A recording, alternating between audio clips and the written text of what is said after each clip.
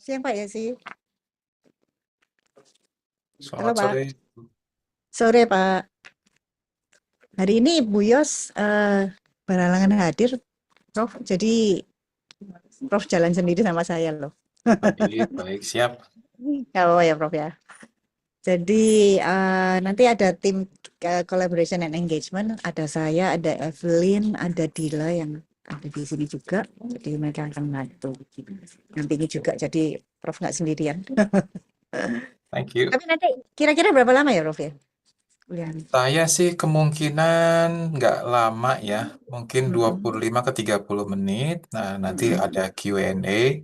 Tapi saya juga tergantung nanti apakah ada pertanyaan lebih lanjut ketika ada presentasi. Tapi emang nggak terlalu panjang. Oke. Ada yang perlu saya sampaikan ke mahasiswanya?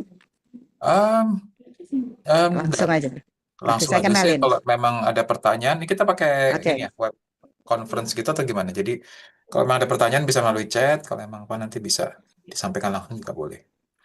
Ya, mereka bisa. Tanya Mereka bisa langsung. dua-duanya ya. Bisa langsung ya. Pokoknya they can interrupt ya. Oke, ya. Betul. Nanti saya akan mention bahwa kalau mau nanya tinggal raise hand aja gitu ya. Yes. Oke. Oke, baik, Bro. Thank you. Ini nanti jam 3 pas baru kita masukkan anak-anaknya. Iya. Ya, thank you. Nah, ini enggak yang mau ditampilkan. Ada yang mau di-share, Bro? Apa PPT atau Oh, materi? PPT-nya. Nanti saya boleh saya share ke melalui Pak Robi ya? Oh gitu, atau saya jadikan co-host saja ya, Prof ya. Jadi terus Prof bisa langsung. Oh ya, saya presentasi. Ya, maksud saya akan share screen Ya, sih. Rencana share screen juga. ya.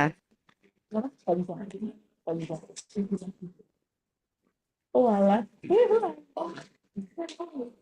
Nggak apa-apa. Apa saya share sekarang atau nanti? Nunggu studinya datang? Nunggu studionya datang aja, Prof. Oke. Nanti saya akan ngomong. Terus udah ada 50-an orang sih. Karena online ya, pasti banyak. Coba dicoba bisa sharein nggak? Ya. Prof Yosi. Nah,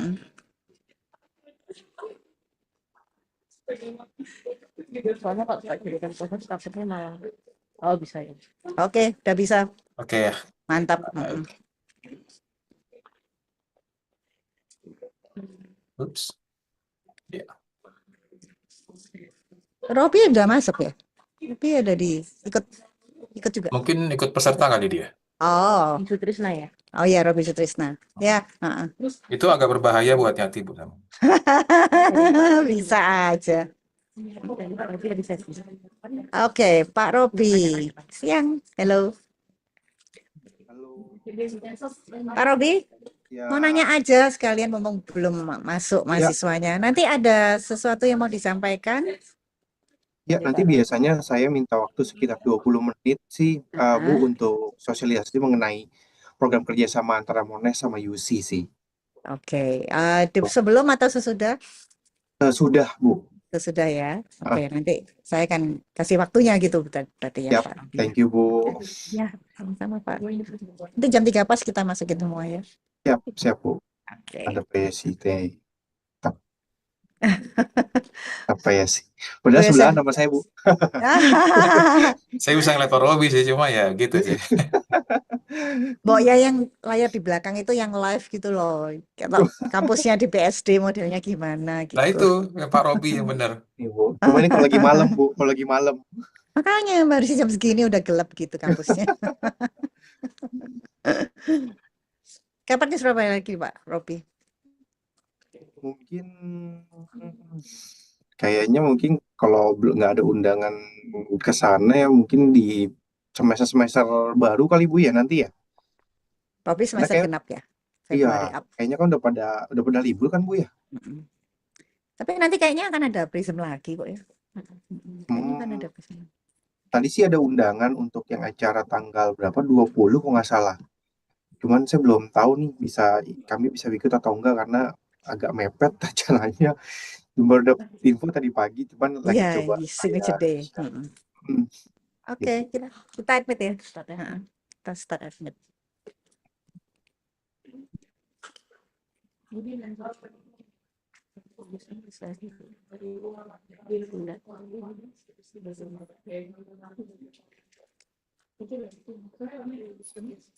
Wih, sudah ada 94.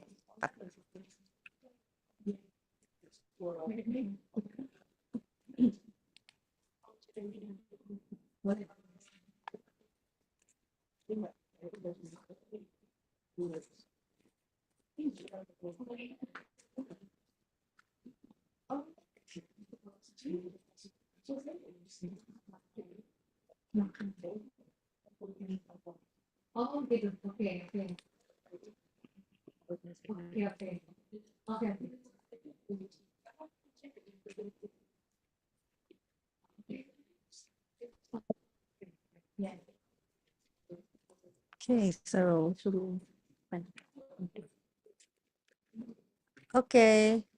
udah ada 114 ya.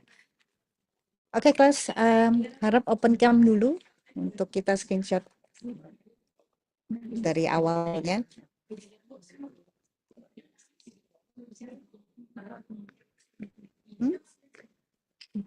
No.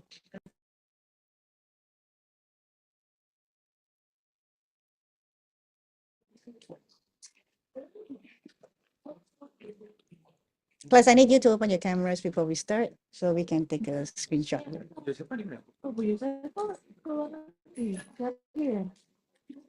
right. Okay, so we're still admitting all the others. Give me a few minutes before we take a screenshot.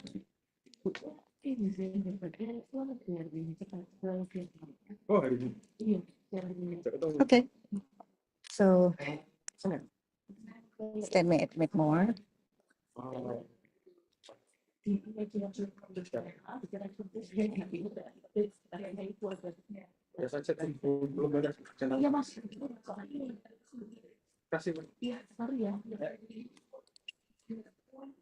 Okay, guys. So, all right, I will start to introduce myself. Please don't turn off your cameras first before we do the screenshot. I'm Hilda from Collaboration and Engagement Department at UC. Today, Mrs. Josefa is not in because she has some research to do, but I'm taking her place as moderator. And today you have a guest lecture from Monash University, Jakarta, Professor Yesi. He's a guy. Before we start the lecture, I need to take a screenshot of you guys, so I will do that. Don't turn off your cameras first. When Professor Yesi starts to share screen, then you can just turn off your camera. Any questions, you can just interrupt us by raising your hand, or you can chat in the chat box. Okay. Okay. Hi, Bugalo. So some of you are from the other classes as well. And Bugalo is one of my colleagues when I teach course management. Okay, hang on, guys. And I will also, after the screenshot, I'm going to introduce you to Professor Yasi and Pak Robi. Sudah? Okay. All right. So Professor Yasi is a professor at Monash University, and he's based in Jakarta. Today, he will give a guest lecture for financial acumen. And there's also Mr. Robi Sutrisna here, who is a representative of Monash University in Jakarta, and he will give us a short session on UC's programs that are collaborating together with Monash Jakarta at the end of the session. Okay. So Professor Yasi, you can start your guest lecture now. Thank you. Thanks, Ibu Hilda. So let me just quickly share my screen.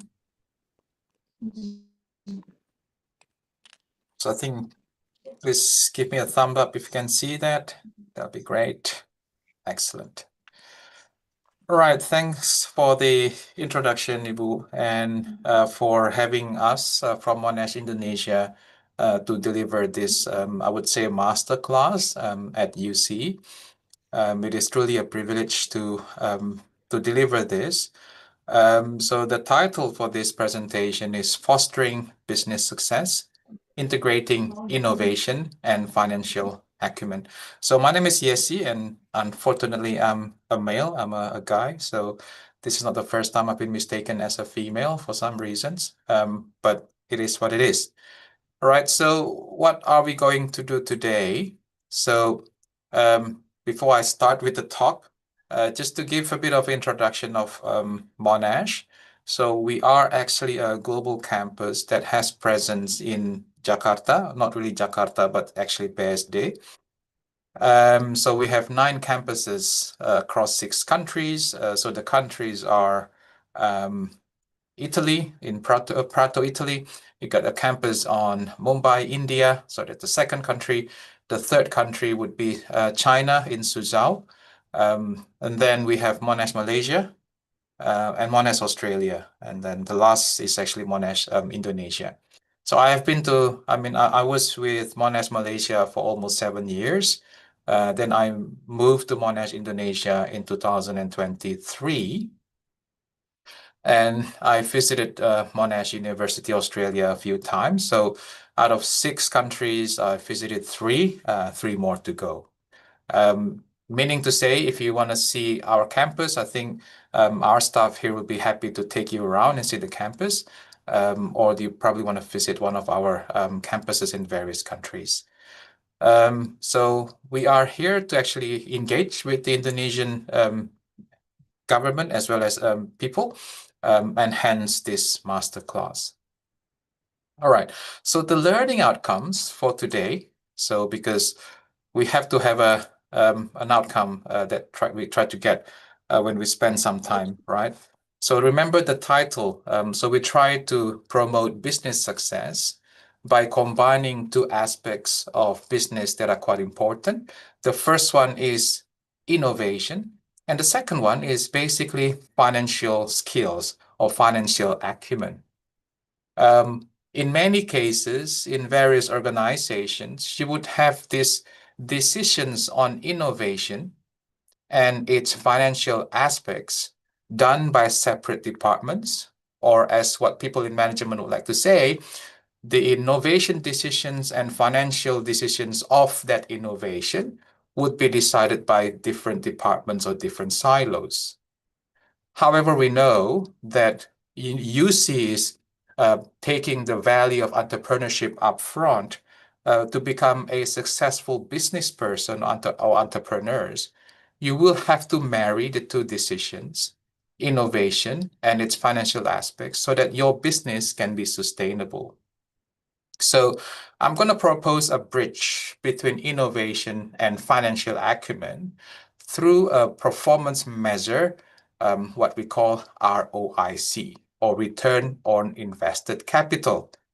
So at the end of today's presentation, you should be able to understand the value driver of that innovation and how your innovation would create value or would enhance the value of your business. Right?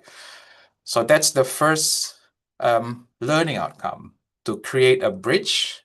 Then the bridge is called ROIC, that can connect your innovation decision with financial acumen. And the second learning outcome, so I better get the chat also open, so that's good. The second learning outcome is basically when we do business, not only we need to have the right understanding of the business and the right understanding on making good decisions. We also need to have good ways to present our ideas, or ways for us to convey our ideas and business proposals in a way that people will understand. So I will try to introduce the Minto method that we use in our programs in Masters of Business Innovation for us to help, to assist us to become solution-centric leaders. So the Minto method will create a framework of thinking to propose business solution for real business problems. So 2 aspects of this.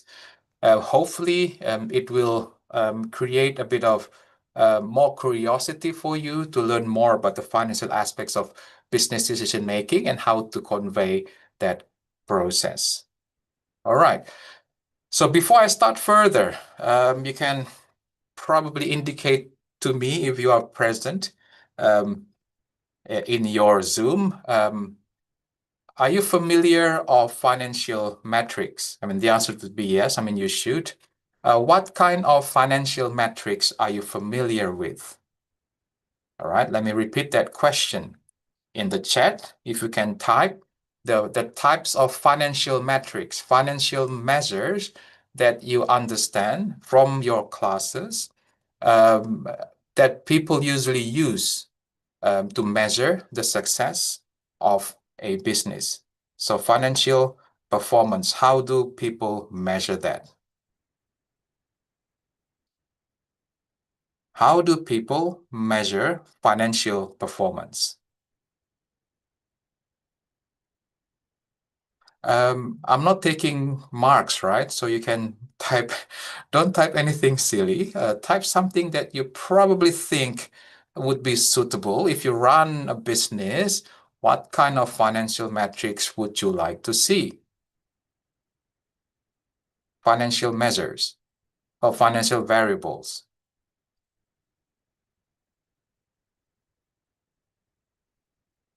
Seems very quiet. Perhaps you can give an example, Professor. All right. Usually, we would probably use what we call return on assets, right? So we have net income at the numerator, right? And we have assets at the denominator. So penyebutnya adalah net income, and then pembilangnya adalah total asset. Okay. Or we can have return on equity. So rather than having total assets as the denominator, we have equity. So why do I not cover those classical return measure?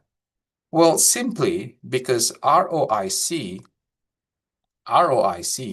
creates a stronger linkage between financial metrics and value creation. All right?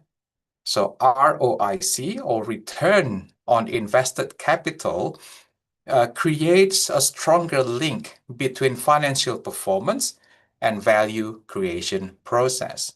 So as business managers or as business owners, you really want to increase the value created by your business. So if you have a matrix, if you have a measure that can create a stronger link between financial success and value creation, by following that measure, you can create good business decisions. So thank you, Clara. Thanks. Break-even point. So that's a bit more specific. I can see you did well in operation management, or if not accounting management, or maybe cost accounting. Yeah. So we would like to go further. So when businesses try to innovate, right? When businesses try to innovate, they want to create new product line, or they want to create a new product altogether, or they want to serve new market, or they want to expand to foreign market, then that will be considered as innovation. So innovation needs financial resources. All right. So in order to make good decisions, so good decision means creating value for your business, then your investment need to provide a good return. All right. So ROIC will measure that return on your invested capital. Okay. So why is this measure so good? And how come I don't hear this in my accounting or finance class? Or maybe you did. So you let me know. Because ROIC, it was written by Forbes, so one of the leading business magazine, and it's not that, it's actually quite old, in 2018, right? So in 2018, there's an article saying that CEOs who focus on ROIC outperform the CEOs that don't, right? So in this article, it basically, the article proposes that by focusing on ROIC, CEO or business owners or managers or decision makers can actually focus on decisions that creates value. All right. So by focusing on ROIC, then whenever a decision maker is faced on whether to decide on an investment that is creating or destroying value, ROIC will help the decision maker to focus on the decision that can create value. How? All right. The how can be answered in the points below. So by focusing on ROIC, businesses can identify their competitive advantage. All right. So whenever the economy is in boom, everything is going well. So people can invest in anything and they can be successful. People can open your business line and the chance of being successful will be high. But there are businesses that knows their competitive advantage and invest wisely. So they've been consistently getting high figures of ROIC, maybe 20, 30%. All right. If you remember the Great Recession that was in 2008, and that was at the unfolding of the subprime mortgage crisis in the US. The economy is basically shrinking. So those businesses that have been having high figures of ROIC managed to grow by 10%. And it is a big number. When the economy is shrinking, if your business can grow in a big positive number, and that because the business knows its competitive advantage, right? So knowing ROIC and putting ROIC as a business criteria or how a business decision criteria, you can actually find your competitive advantage. All right. The second how is basically to avoid companies to overinvest in bad projects, right? So investment can be good, can be bad. ROIC will not prevent you from making bad investment decisions because some projects may get hit by unexpected changes, like change in regulation, for example. But ROIC, the focus on ROIC can prevent you from continuing making bad decisions, right? So we turn our attention to oil and gas companies. So at the outset of the Great Recession in 2008, oil and gas companies actually invested very highly by 110%. But then these investment decisions are quite bad because the additional investment is 110%, but the profit only increased by 40%. So there's a negative margin, right? So the increase is not proportional. So the decision looks okay because the price of oil was high back then. So the bad investment decisions can be masked by the high oil price. But when oil price went down, so those businesses who invested recklessly actually paid it with the significant decrease in the firm value. All right. So by focusing on ROIC, the criteria helps you to avoid over-investment in bad projects. All right. And the last example is basically coming from two automobile companies in the US. So back then, in 2010 and 2014, GM and Ford basically have the similar stock price. But then since 2014, General Motors responded to activists. So in the US, there are a group of investors who actively giving suggestions to the management. So listening to that activist, so GM actually appoint a CEO, Mary Barra, and the CEO actually looking closely at ROIC. So remember, GM and Ford started with at the same share price level. The only difference between the two companies, GM appointed CEOs who focus on ROIC. So Mary's decision to focus on ROIC actually create an increase in the share price of GM. so that the price actually increased 5% on the yearly basis, whereby Ford share price went down by 42%. So there could be some bad investment decisions that Ford made, whereby GM has been making the good decisions on the help of ROIC. So to me, it looks promising because when I actually taught my undergrad finance classes, I seldom focus on ROIC. But then since I started teaching into a more experienced professionals, there is the need to create a more direct measures of financial success and value creation. All right. So there are good historical track record of focusing on ROIC. So what is the ROIC component? So remember, return on invested capital. So the numerator is net operating profit after tax, so NOPAT. That's the return, the numerator. The denominator is the invested capital. So we can break it down even further. In terms of the numerator, if you run your own business, then you are looking at your operating earnings before interest and tax, and you tax it out, all right? So the after-tax operating EBIT. What are the denominator? So this would be the invested capital. So any increase in your plant, property, and equipment, right? Increase in the non-current operating assets and increase in the net working capital.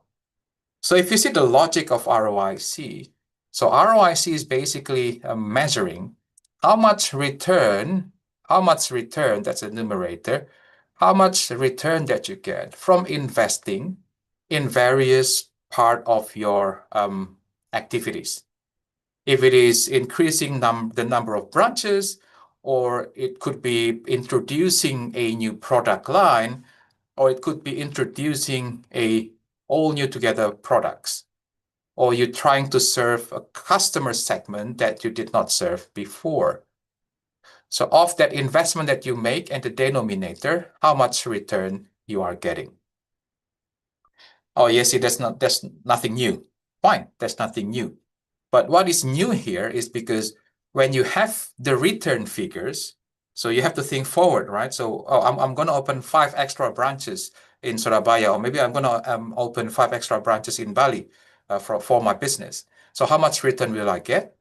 Then what we need is the other piece of the information, cost of capital. And now you have a complete picture. So when you try to project the returns of your investment, and you divide it against your invested capital, you must make sure that your return on invested capital should be higher than your cost of capital or the cost of funding. And this is the recipe for value creation. So if this criteria, ROIC greater than cost of capital, guide you in the way you make business decision, and you will only do value creation. So what happens if it is the other way around? If ROIC is less than the cost of capital, then you are destroying your value. And it's very important in business to consider that you must focus on decisions that will create value, all right? I mean, as I said before, you could make bad decisions because of the unanticipated changes in regulations or changes in economy, but what this criteria will help is basically to stop that bad decisions and think about ways to pivot or to change. All right. Again, the focus is to do value creation. Admittedly, I only cover the breakdown of ROIC. Some of you who are quite bright will ask, oh, hang on, how about cost of capital? You haven't talked about that at all. Well, I didn't. All right. So thanks for asking. So what I haven't covered here is the cost of capital, and I'm sure this will be covered in your financial management class. We will use ways to quantify cost of capital with the method of weighted average cost of capital. So essentially, you try to have a good mix between debt capital and equity capital, and you can work out your cost of capital. So the debt capital component is basically the weight of debt. And this is a whole different discussion in my financial management class, because the proportion of debt in your total capital will determine whether you are at the efficient cost of capital or not. But that's a different discussion for a different day. Let's say you are financed by 60% of debt, then you work out what is the cost of debt. If you're getting the debt from banks, you would know the cost of debt.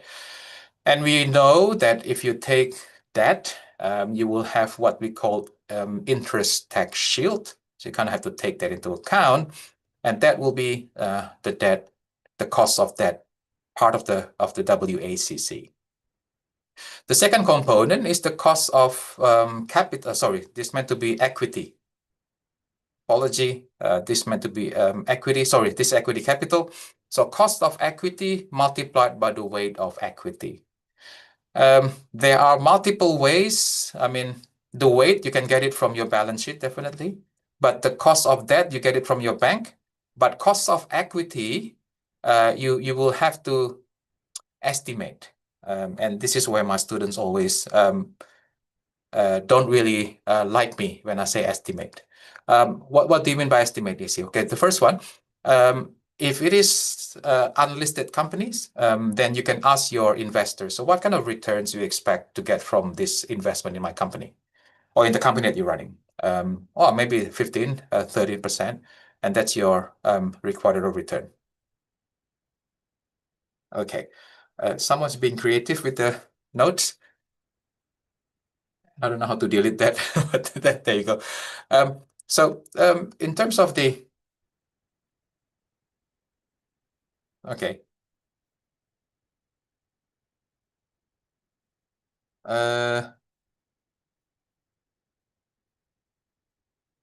Just a minute, Professor, let me try and fix that. Yeah. Oh, I'm nearly done, but if you can, that'll be great.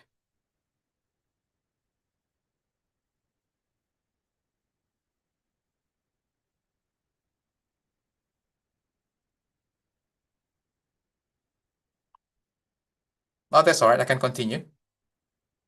Yes, For the, Professor. Well, I'll try to fix it. You just go on. yeah. With the cost of equity, you can either ask your investor, right?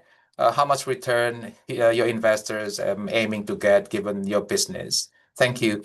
But if you are in a listed company, and you can use this formula, whereby you do regressions between your returns against the market returns. Okay, so essentially, It's gone now. your cost of capital is made of two components, the cost of debt and cost of equity. Okay, I gave you ways to quantify, the easy way to quantify. If you are running a business that is fully funded by debt, then forget the second components, right? But if you have your own equity plus debt, you kind of have to ask yourself what kind of returns you're expected to get from this business venture. All in all, the important message here, you need to quantify your expected ROIC. The reason I say expected, because you're dealing with future data, as well as your cost of funding, cost of capital. Make sure your ROIC exceeds the cost of capital, then you will have value creation. All right, so that's the basic principles. You want to create a situation, or you want to make decisions where your ROIC exceeds your cost of capital and you have value creation. So this is coming from a textbook on valuation. All right. It seems that someone is having fun with the doodle. Hang on, Professor. I'm still trying to locate who. Hello. Students, can you please be respectful and stop doodling on the screen, please? We already have your name. Thank you. Thanks, Ibu. All right, so the ROIC, we can break down the numerator and the denominator. And I think this is quite important even for management student as well.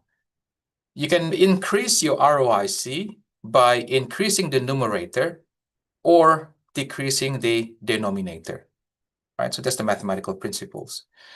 But beyond that, when we say we want to increase the numerator, that means we are trying to pursue the price premium strategy, all right? On the other hand, when we try to minimize the invested capital, when we try to minimize the invested capital, you can do it by investing your capital efficiently, or you do some interesting financing techniques. What you can do also to decrease this and decrease invested capital at the same time, and this is why we have the cost and capital efficiency as one group of strategy. So you can either increase the NOPAT or decrease or make the investment more efficient using cost and capital efficiency. All right, so if you want to increase the numerator, if you want to increase the NOPAT, you can start thinking about funding innovation to create innovative products. So what kind of products you want to propose to Sorry, increase your Yesi. NOPAT? Sorry for interrupt. I think you stopped the share screen. Oh, thank you. Yeah.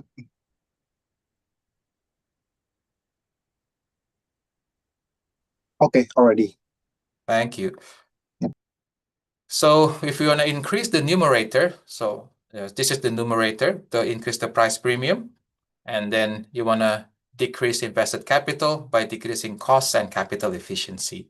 So if you want to increase the NOPAT, you can either do innovation on launching innovative product, difficult to copy, or patented products. The more difficult your products to be copied, the longer you can enjoy this innovative or price premium.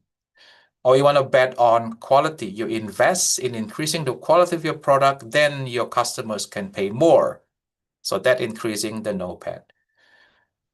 You want to create a brand image so premium that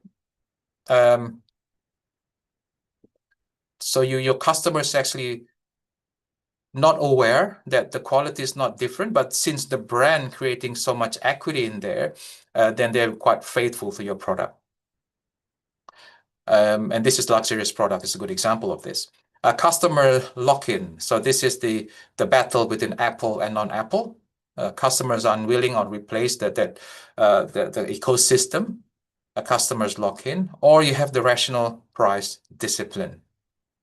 So this is something to do with cartel. The legal cartel that we have is actually OPEC. That's dealing with oil price.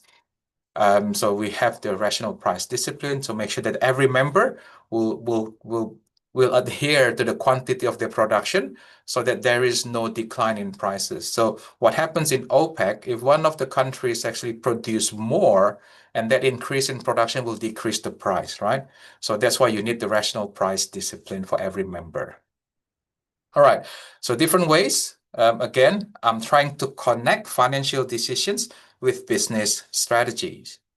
The second one is to decrease this invested capital or its efficiency, and you can do it through innovative business method, all right? So if you want to create good business practices, that will decrease your costing as well as the efficiency of your investment. Or you can find a unique resources to make sure that your product is unique and serving a certain needs that cannot be copied because it is hard for your competitors to get that raw materials. Economies of scale. This is why big companies thrive because they actually can bet on these economies of scale because smaller company cannot compete at that level. Scalable product and processes. So you make sure you can have for example, a modular operation strategy so that you can expand your capacity easily with negligible cost, but then the marginal benefit will exceed the marginal cost of scaling your production process. So each of these price premium and cost and capital efficiencies are basically aiming to increase ROIC through different channels. And hopefully you can get some of the proposed strategy in your own business. Then you can actually, create a bridge between innovative business strategies and financial success. So if I were to divide the NOPAT against sales and basically adding sales at the numerator and invested capital as the denominator, as you can see, if I can cancel sales, bisa dicoret ya, sales, then we get the normal ROIC. So when I decompose ROIC into NOPAT over sales and as well sales over IC, then we have this invested capital turnover on the right-hand side, and we have NOPAT margin on the left-hand side. We can actually create 2x2 matrices of strategy. So if you want to increase, so companies can increase their invested capital turnover, and they will have the production advantage. In other words, cost leadership. All right. Or they can actually increase the NOPAT margin by increasing consumer advantage. And this is where differentiation happens. So when differentiation is effective, you can charge higher price because you are quite different to the competitors. So what happened here is a fact sheet from Counterpoint Global, where they get this top 500 companies, plotted the data based on the invested capital turnover and NOPAT margin, and this is in 2021.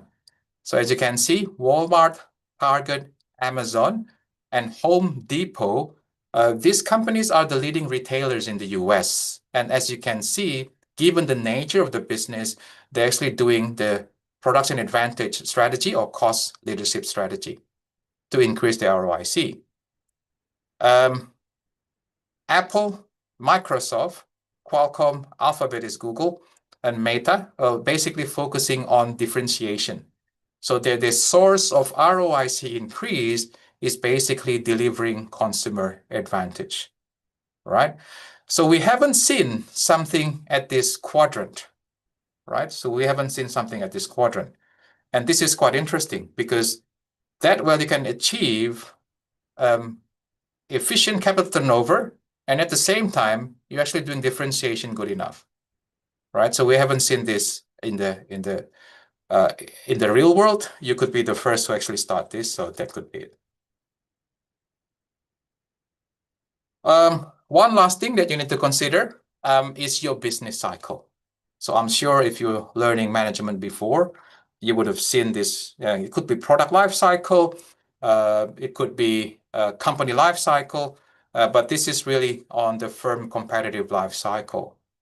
So a couple of things I need to introduce here. There are 4 stages: increasing returns, above average returns, and below average returns. So we have this reinvestment rate on the black line. We have economic return, the blue line. And this flat line is basically your cost of capital or discounted rate. All right. So during the high innovation stage, you would still have low economic returns, but then high reinvestment rates because your product actually have a big potential. That's where the high innovation comes in. And the second stage is the fading returns, where your business actually quite successful. You are getting more money to be reinvested and getting scale. The reinvestment is scaled up. That's why when the amount is increasing, but the rate is actually decreasing, right? And the economic returns also drop. So this is the stage fading returns, where the economic returns is actually above the reinvestment rates because the business idea is no longer novel. And you have this mature stage where your economic returns and reinvestment rates is dropping below the discount rate or your cost of capital. And this is where the restructuring needs to happen. So the reason I provide this firm competitive life cycle is basically to give you a bit of idea. When you run a business, you need to know where in the life cycle your business is in. This will determine your set of actions as well your potential way to value to create value.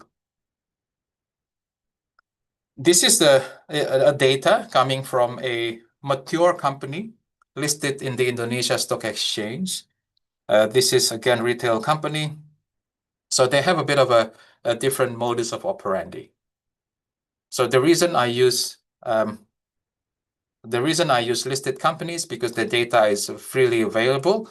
In your case, you may have a simpler operation, and you still can calculate these ratios and then come up with good managerial recommendation. All right. So I think COVID happens in this area, in this period. So 2020, 2021. As you can see, the company is doing well with the margin and goes with the EBITDA, operating, and net margin. It's actually increasing, right? But then post-COVID, it actually drops. The story is the same for all this margin. But when we have the asset turnover, the activities of asset turnover seems to be dropping post-COVID. So the pre-tax ROE also decrease, and reinvestment, the degree of reinvestment that the business is making is actually dropping in a consistent pattern, and the drop is quite significant in 2023.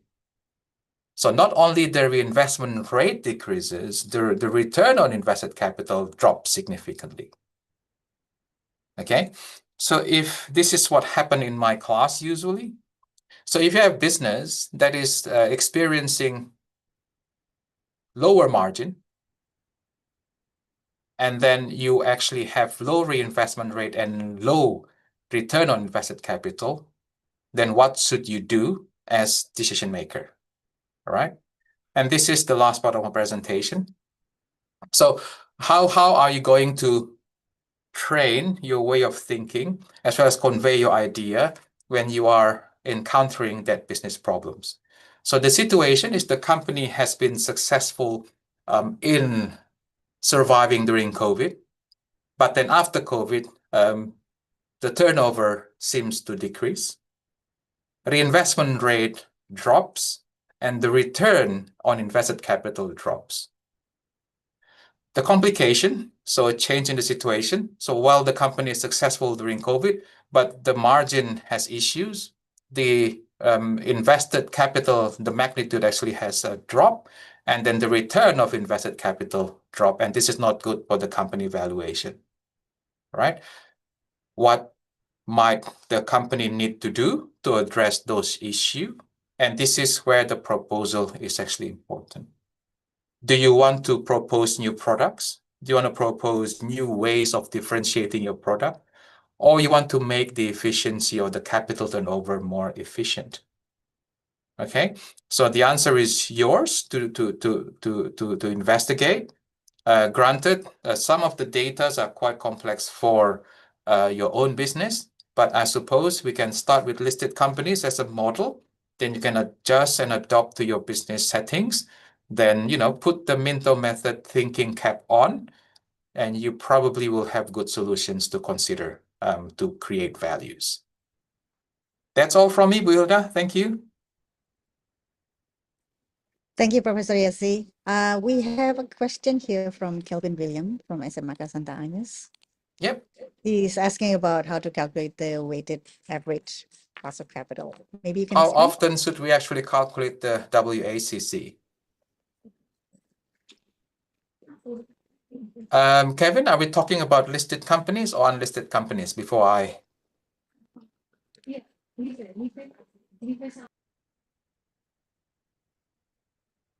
So if it is a listed company, then I doubt that it will change that often. Because if listed companies, then you kind of have to run the regressions. So let me just, I want to share screen. But if it's from a like a project, sir, do you think that will WACC actually be used often to like evaluate or yeah? Okay. Let me just, hopefully this can be done more peacefully this time because I don't know how to disable that wheel there. But it will be hard if I don't share screen. So this is what I've been trying to say. So Kevin, if this is a listed company, then you kind of have to do these regressions to get this required return on equity, right? if you're dealing with capital market data, my advice, especially our market, don't estimate this too often because you may actually capture noise in your estimation. All right. But if it is a project, let me just stop sharing so that I can.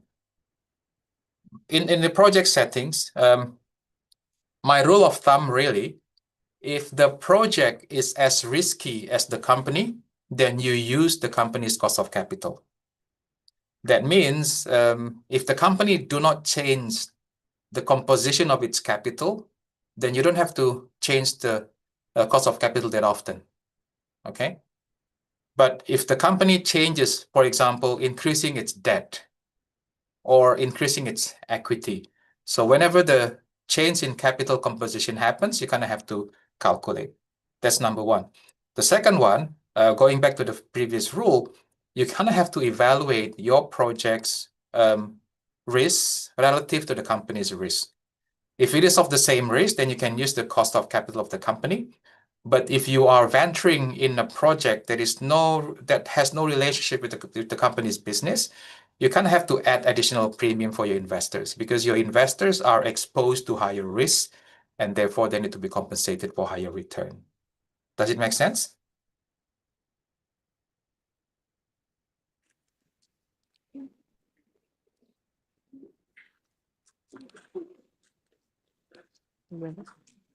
Okay, what is the percentage of premium you should usually add, Professor, for something that you do not know?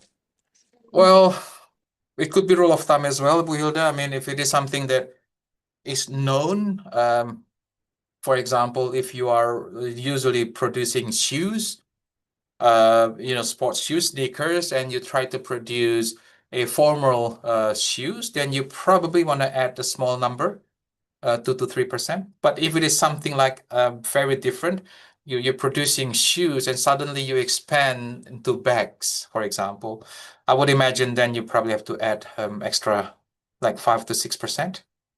And the confirmation you can get from your investors if it is a business venture.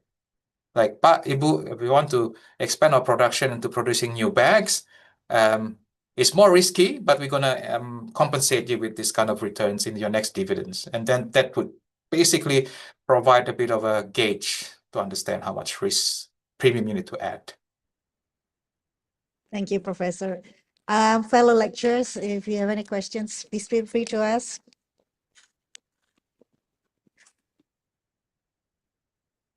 Bu Galuh dan kawan-kawan, silakan. Nggak harus mahasiswa. Ya, monggo Bapak Ibu, silakan.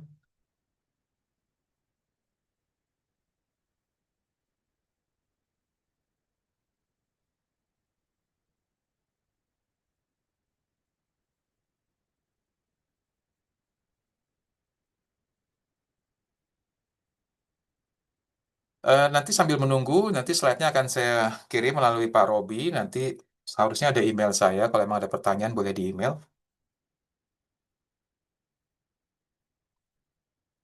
Oke, ada mahasiswa yang mungkin mau bertanya di chat box, boleh. Feel free. Professor Yossi is not always here, and this time you get a lot of insight from the financial acumen side, which is not usually discussed in cost management.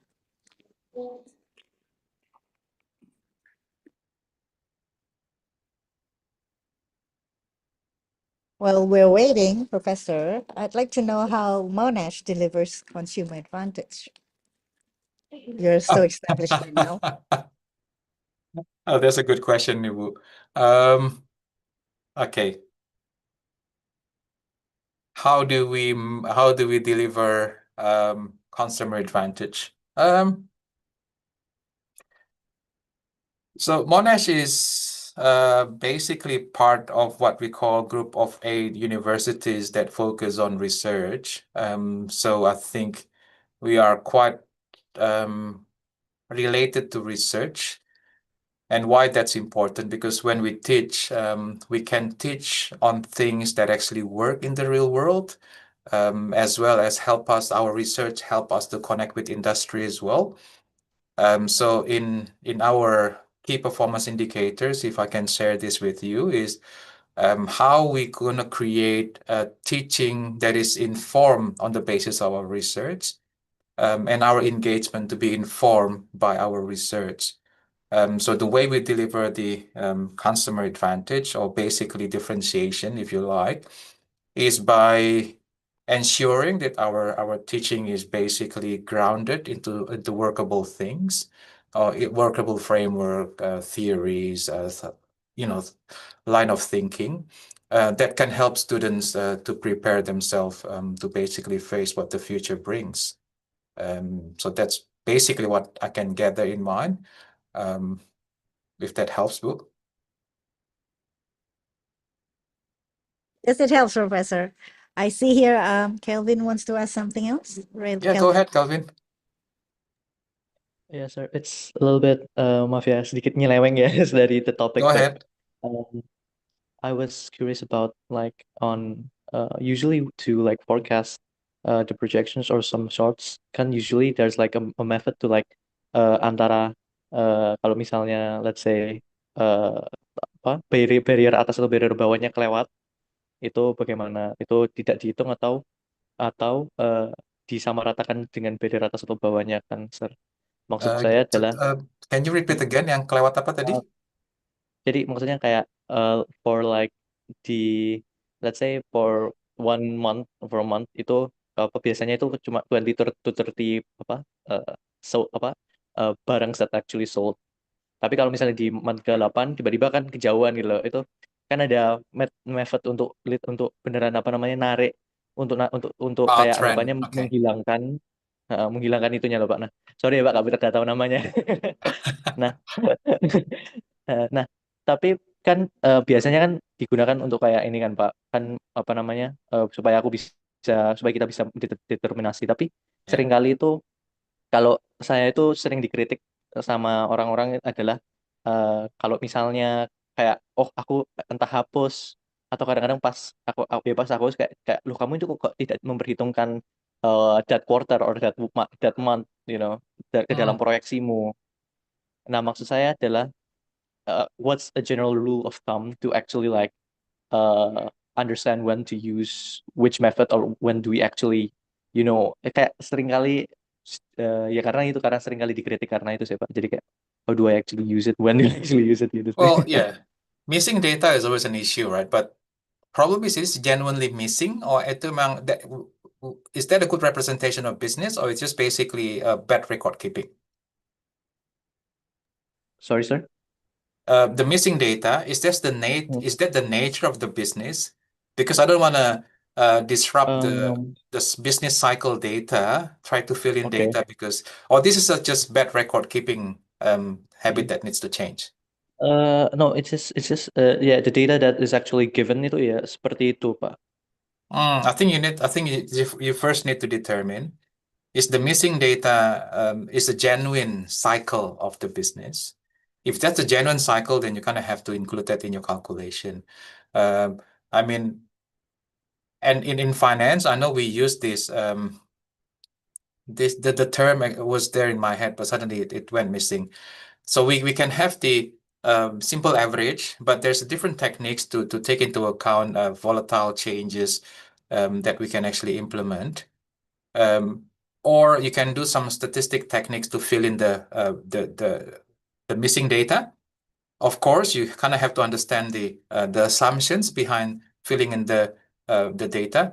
But for all those different techniques, Kevin, what I propose is to do them all. So you have the genuine data without you filling in anything. You have the one that you use this the compound growth method, or you can use the statistic method with the minimum assumption and maximum assumption. Then you will have 4 figures, right?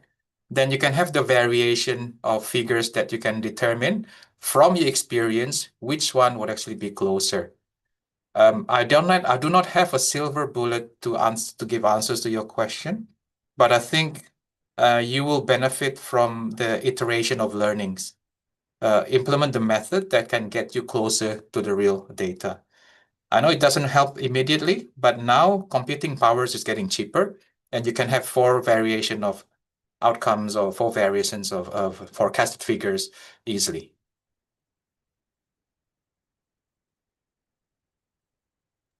Okay. Thank you very much, sir. No problem.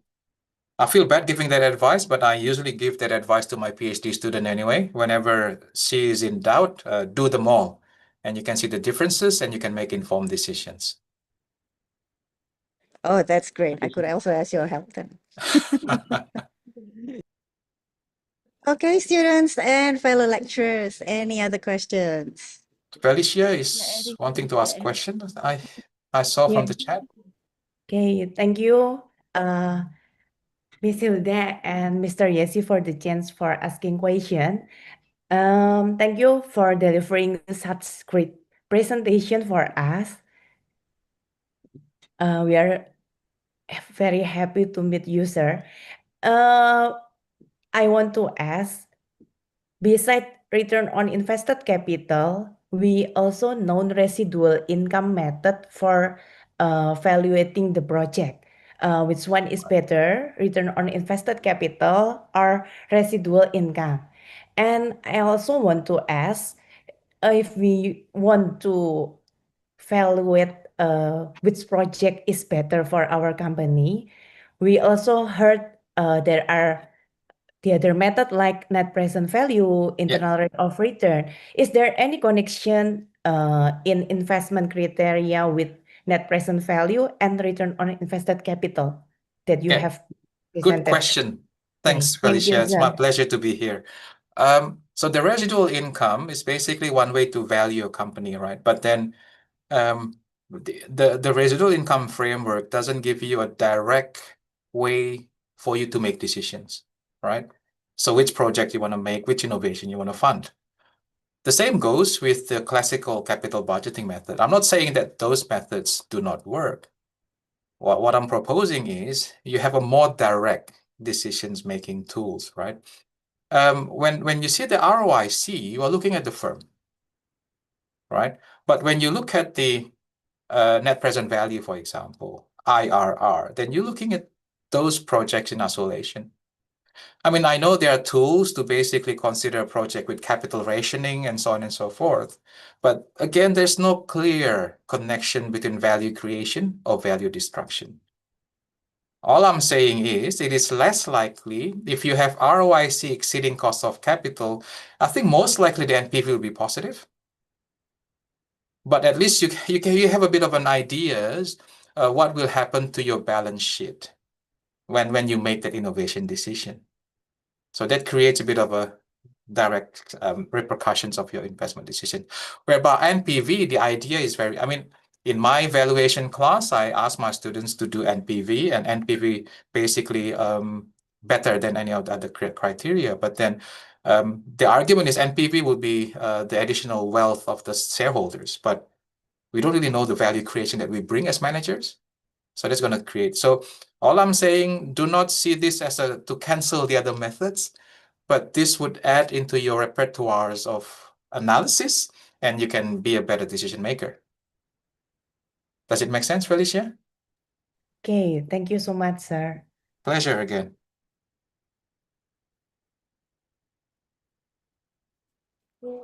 Okay, any other questions?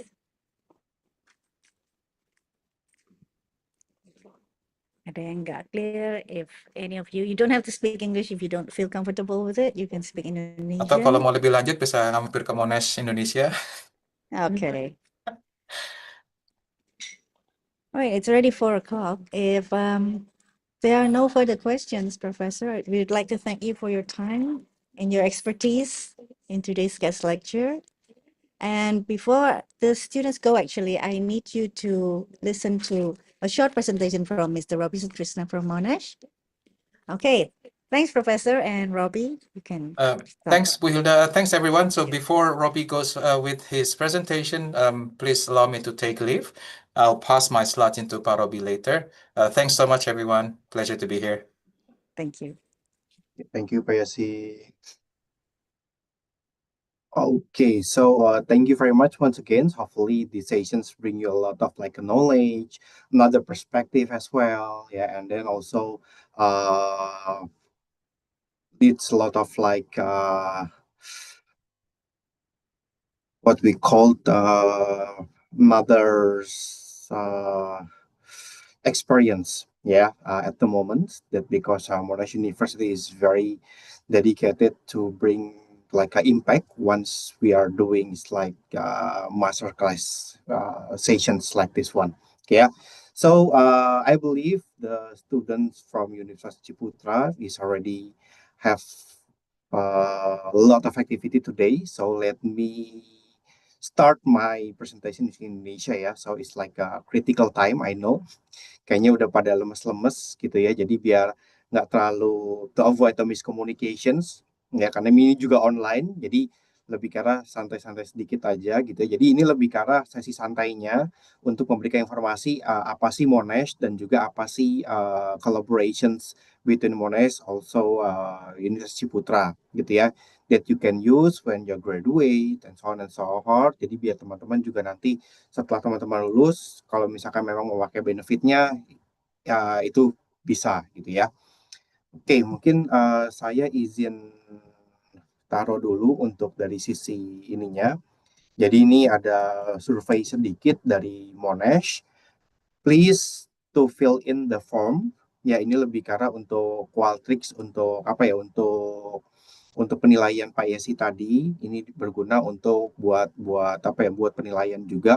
Hopefully from your side, kalau teman-teman udah isi gitu ya di kolom chat, nanti kita akan memberikan masterclass yang lebih better lagi based on dari input yang teman-teman kasih gitu.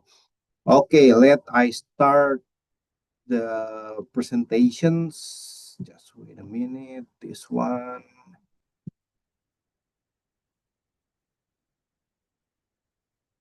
Oke ya. Oke. So, mungkin saya langsung mulai aja karena ini nggak terlalu banyak ya, paling 10 menit sampai 15 menit. Jadi saya mau kasih tahu aja mengenai Monash. Mungkin buat teman-teman yang nggak tahu Monash itu seperti apa gitu ya. Jadi kami adalah salah satu kampus Group of Eight yang tadi sempat diinfokan oleh Pak Yasi. Kami adalah perguruan tinggi negeri di Australia. Dan 2021 kita sudah ada di Indonesia dan pertama kali kita buka adalah untuk jenjang S2 gitu ya. Nah, 2024 lalu kita melakukan inisiatif untuk kita berkolaborasi dengan kampus-kampus yang ada di Indonesia. Dari 4.000-an kampus, kita bekerja sama dengan 10 local selections campus yang ada di Indonesia. Salah satunya adalah Universitas Putra, ya, karena memang kita mengetahui sendiri dari Ciputra sendiri itu, dari si quality of education-nya, itu nggak usah diraguin lagi. That's why Ciputra is one of our list untuk melakukan collaborations dengan Monash University di Indonesia atau juga di Australia, karena kita juga yang saya tahu biasanya tektokan dengan Monash Australia. You see itu there's a lot of activities ya antara Monash Australia dan juga University Putra as well. Jadi nggak perlu diraguin lagi gitu ya. Nah, jadi ini buat teman-teman mungkin yang tadi malas untuk ketak-ketik atau ngekliknya, boleh di screenshot gitu ya. Ini dari sisi barcode yang tadi saya sempat share sebetulnya sama aja. Dan di sini juga dari data-data yang teman-teman nanti isi is very secure ya. Yang pertama, yang kedua mungkin nanti kalau misalnya kita kind of have competition, scholarship and many more ya, kita akan invite teman-teman dari sini gitu ya.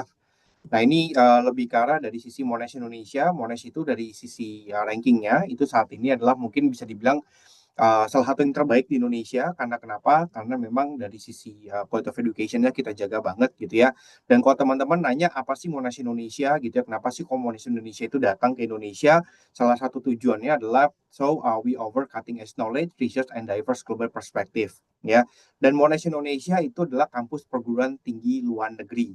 Jadi kami itu bukan perguruan tinggi dalam negeri dan kita bukan perguruan tinggi swasta, kami adalah perguruan tinggi luar negeri. Jadi walaupun kami berada di Indonesia, kita bisa melakukan perkuliahan di Indonesia, gitu ya, full di Indonesia dengan degree Australia, dan juga tentu saja dengan equalizations dan juga penyetaraan dari pihak Indonesia tanpa ke negara asal sebetulnya, ya.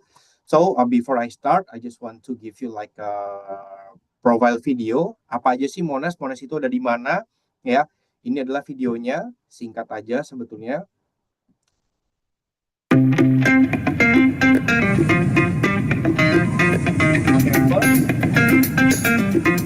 Hey, are you ready to shape your future with Monash University Indonesia? We're right here in BSD City, surrounded by Indonesia's top innovators. Imagine your career right down the road.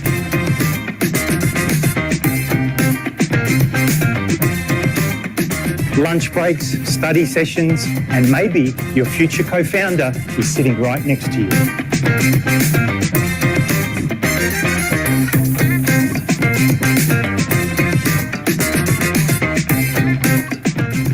Monash state-of-the-art classrooms, high-tech, spaces so good you'll want to stay after class and wait till you see what's in our ecosystem.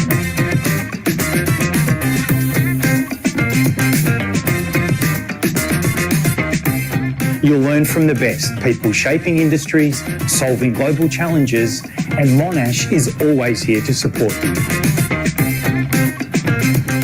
We work hard, but we have fun too. You'll build friendships, lead projects, and maybe run your own student event.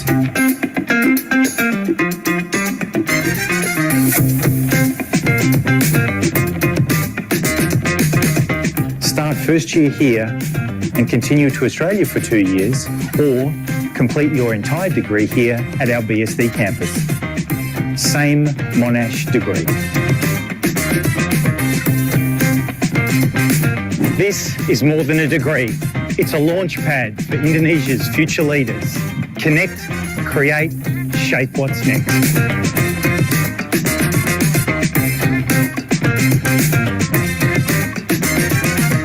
Nah, itu tentang Monash. Jadi hopefully teman-teman sudah cukup mengetahui tentang Monash secara keseluruhan gitu ya. Jadi kampus kita di daerah BSD, ini adalah kampusnya kita. Kalau teman-teman sempat pernah dengar daerah BSD, The Breeze atau Ion Mall, yaitu kita salah satunya deket-deket daerah situ, lingkungannya daerah situ gitu ya. It's very good environment untuk study dan juga untuk untuk kalian ngekos di sana atau mungkin tinggal di sana gitu ya. Nah, mungkin bertanya juga kenapa sih harus Monash Indonesia? So we bring world class education as your doorstep. Saat ini Monash Indonesia atau Monash secara keseluruhan yang tadi saya bilang, walaupun kita di Indonesia, kita tidak mengikuti sistem akreditasi di Indonesia gitu ya. Jadi kami mengikuti semua yang ada atau yang dibawa oleh Monash University secara keseluruhan, yaitu dari sisi ranking itu saat ini kita ada di peringkat 36 dunia gitu ya. Jadi how big is 36 is, kalau teman-teman pengen tahu, the best university Indonesia itu peringkatnya masih di sekitar 200-an.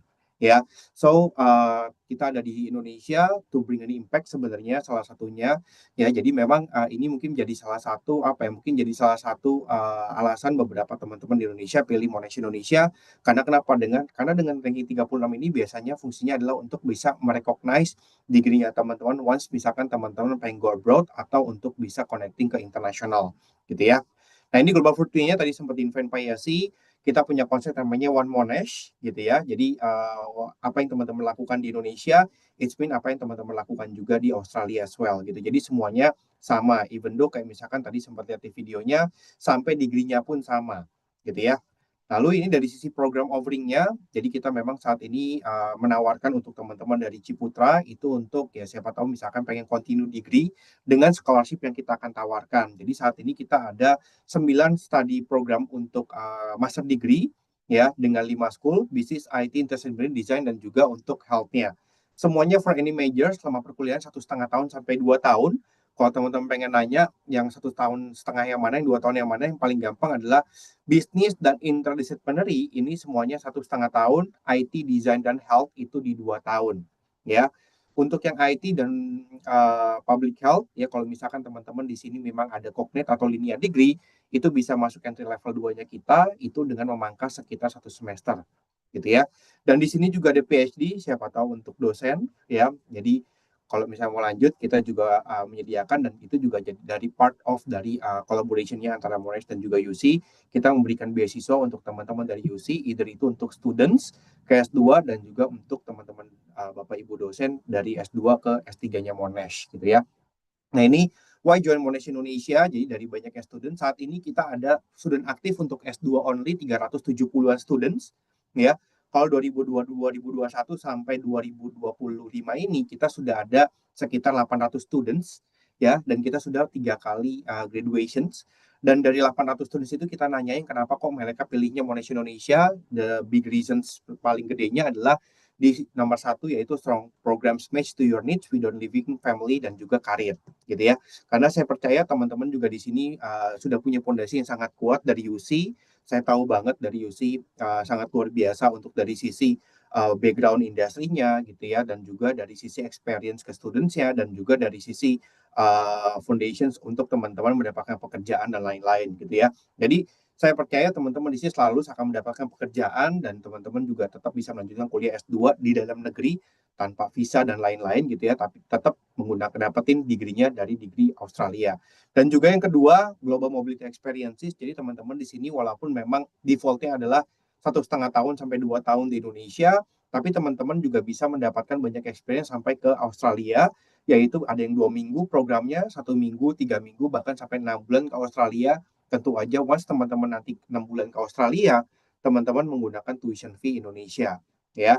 Jadi itu salah satunya. Information experience juga sama. Jadi karena di sini juga kita punya banyak dosen ekspat dan juga banyak student ekspat juga gitu. Jadi teman-teman juga akan banyak kayak pengalaman, dan juga kita banyak sekali dari sisi experience atau kerjaan, atau misalkan kegiatan-kegiatan mobility dengan kampus-kampus yang ada di luar gitu ya. Nah ini dari sisi tas tamurnya, kalau di Indonesia mungkin kayak ijazah gitu ya. Nah ini kayak ijazahnya not mention anything, teman-teman kuliah di mana, is only one Monash degree, yaitu adalah Monash University. Jadi mau teman-teman kemanapun, teman-teman bisa pakai untuk ijazah itu kemanapun teman-teman berada, dan itu sama seperti kalau misalkan ada saudara atau papa mamanya yang kuliah di Australia, kalau dijajarin itu semuanya sama. Tidak ada yang membedakan antara degree-nya Monash, Indonesia, Australia, China, Italy, ya, India, atau Malaysia. Jadi semuanya sama. Ya. Nah ini mungkin saya next saja. Nah ini adalah itu mengenai tentang Monash. Hopefully after this session teman-teman sudah cukup mengenal tentang Monash Indonesia dan juga Monash secara keseluruhan. Dan ini adalah dari sisi partnership scholarship-nya. Jadi salah satu benefit sebagai 10 local university yang kerjasama, yang satunya adalah Universitas Ciputra, kita memberikan lot of scholarship untuk teman-teman dari Ciputra, gitu ya. Jadi saya langsung aja, ini adalah scholarship-nya yang kita berikan buat teman-teman. Jadi kalau teman-teman nanya apa sih scholarship-nya, yang pertama adalah dedicated scholarship, yang kedua itu adalah merit-based scholarship. Untuk dedicated scholarship adalah yang 20% ini. Once teman-teman memberikan informasi bahwa teman-teman adalah lulusan dari Ciputra, teman-teman langsung automatically dapat 20% scholarship dari Monash University Indonesia, gitu ya. Just info, untuk scholarship itu kita ada 3+1 funnel. Yang pertama melalui LPDP, yang kedua adalah melalui AAI, Australian Award Indonesia, atau kalau teman-teman pengen ke Australia namanya AAS, Australian Award Scholarship.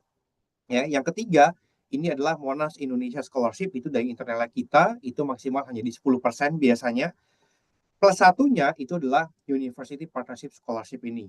Ya, jadi ini adalah dari salah satu mungkin bisa dibilang the red carpet-nya buat teman-teman ya, kalau misalkan teman-teman want to continue your degree to master degree at Monash University Indonesia gitu ya.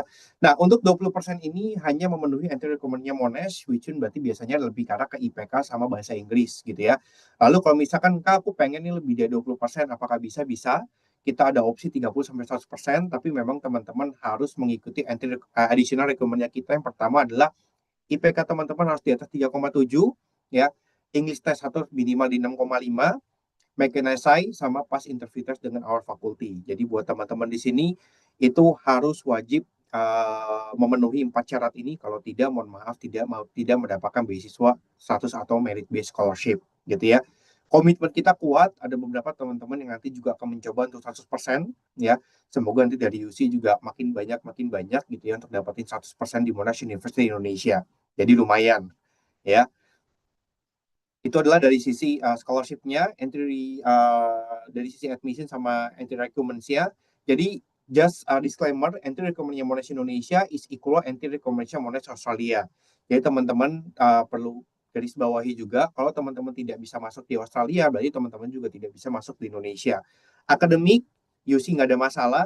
Ya, work experience di sini biasanya memang hanya untuk yang MBI atau Master of Business Innovations. Kalau untuk Master of Public Policy and Management itu dia harus cognate degree. Kalau dia tidak cognate degree harus 2 tahun pengalaman kerja, gitu ya.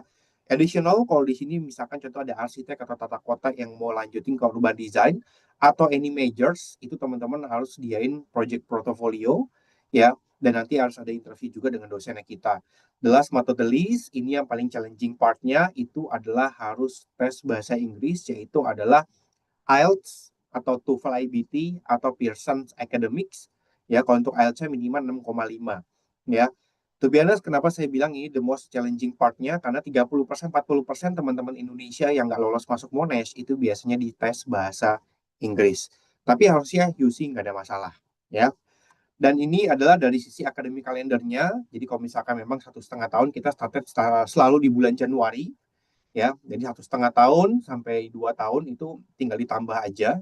Ya, jadi kita sebenarnya pakai term, 1 term 3 bulan. Jadi misalkan contoh teman-teman pengen ke Australia, biasanya itu di term ketiga sama term keempat, teman-teman ke Australia, teman-teman lagi ke Indonesia itu di term kelima dan term keenam, gitu ya. Lalu ini adalah English Placement Test yang tadi sempat saya bilang, bahasa Inggrisnya memang bisa dibilang lumayan tough, gitu ya, untuk kampus di Indonesia, tapi kita punya satu alternatif, yaitu adalah Monash English Placement Test ini untuk menggantikan IELTS. Ya, that we know IELTS is very expensive at the moment, ya, karena memang lumayan harganya bisa $300, 3 juta sampai 4 jutaan, ya. Nah, karena itu kita mempunyai Monash English Placement Test, tapi memang hanya bisa dipakai untuk Monash Indonesia. Dan ini once teman-teman memberikan informasi bahwa teman-teman dari UC kita berikan free, ya. Tapi kita hanya bisa berikan hanya untuk 1 kali seumur hidup, gitu ya. You cannot retake the test, is only one lifetime, ya.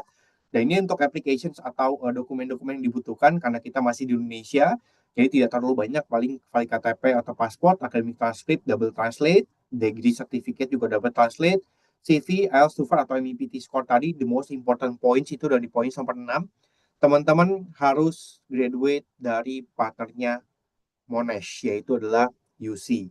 Kalau teman-teman tidak lolos atau tidak dari kampusnya UC, baik teman-teman harus melalui LPDP, AAI, atau ikut yang MIS atau Monash Indonesia Scholarship, gitu ya. Application at the moment juga free, khususnya untuk teman-teman dari Unique Partner. Jadi teman-teman nggak usah khawatir, it's like we give a red carpet, ya, when you want to continue your degree to Monash University Indonesia, to master degree at Monash, gitu ya. Nah, mungkin ini aja sih sebenarnya untuk dari sisi sosialisasi mengenai informasi Monash Indonesia dan juga dari sisi scholarship-nya.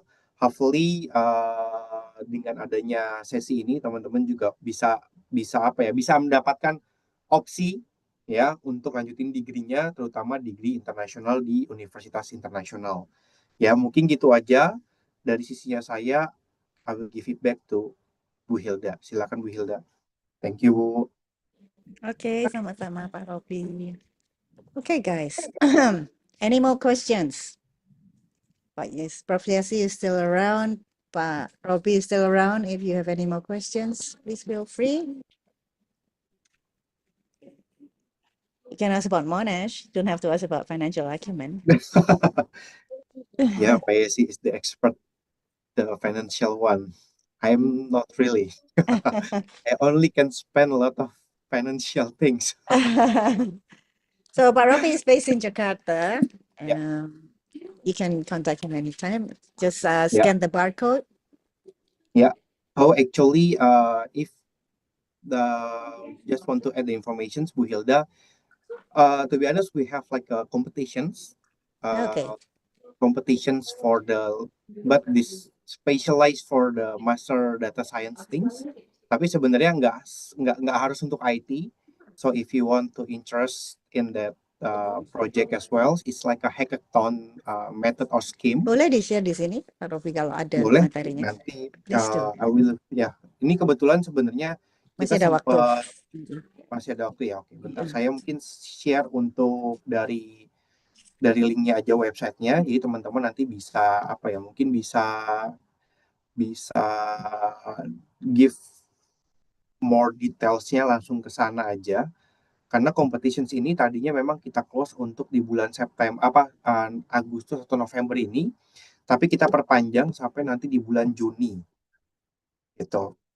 So if you want to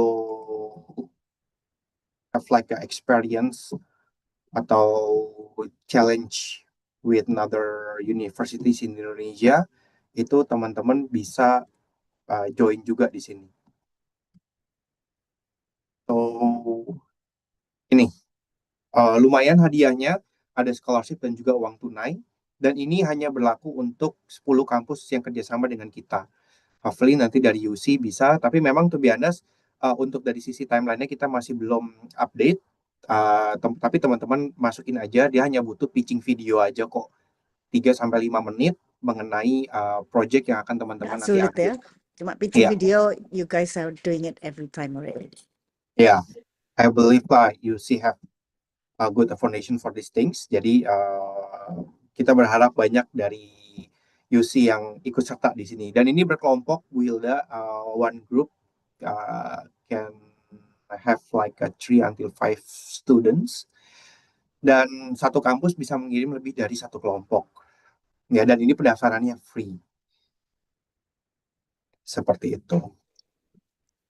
Ya, mungkin Bisa sambil di saya linknya ya. ya bisa link. Mungkin nanti sambil tolong diisi untuk yang Qualtrics Monash tadi ya. Jadi buat kita akan share untuk competition sini ke email kalian based on dari yang teman-teman isi tadi. Gitu. Mungkin tambahan juga kalau misalkan nanti teman-teman lagi main ke daerah BSD atau Tangerang, daerah sini gitu ya. If you want to like see our campus more details, mau lihat-lihat kampusnya seperti apa, bener nggak sih tadi di video itu seperti ini, itu boleh banget gitu ya. Karena yang ada di video itu adalah salah satu dari fasilitas yang dari Monash punya untuk di Indonesia. Gitu.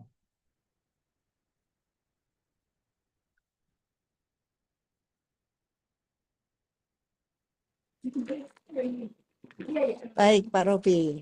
Cukup jelas. Ada lagi insentif lainnya yang mau di-share di sini? Sudah sih Bu, kayaknya Oke. itu dulu untuk saat ini. Oke, kalau gitu kita ucapkan terima kasih yang banyak lagi sekali lagi pada Profesor Yesi dan Pak Robi. Nanti kalau pas main ke Surabaya, please tell us, we will prepare another guest lecture for you. I think. Pasti Bu, pasti. So if you have like availability atau ada request for another masterclass, feel free. Nanti Okay. bantu saya.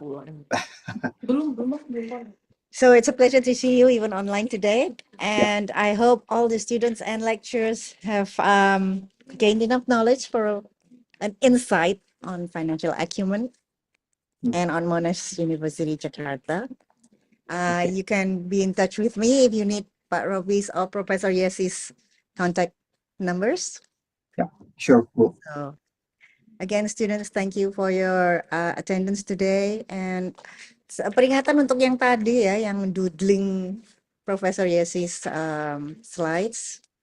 Please do not let that happen again whenever you have any other classes with any other lectures. It's very impolite and insensitive. Thank you. Okay. So Thank I you. think everybody can leave now. And thank you for your time. Ayo Pak Robi, Pak Yesi. Thank you semuanya. Have a Bye-bye. good time. Bye all. Sehat-sehat semuanya. Thank you. See you. Thank you Bu Feli. Thank you Bu Thank Galuh. you.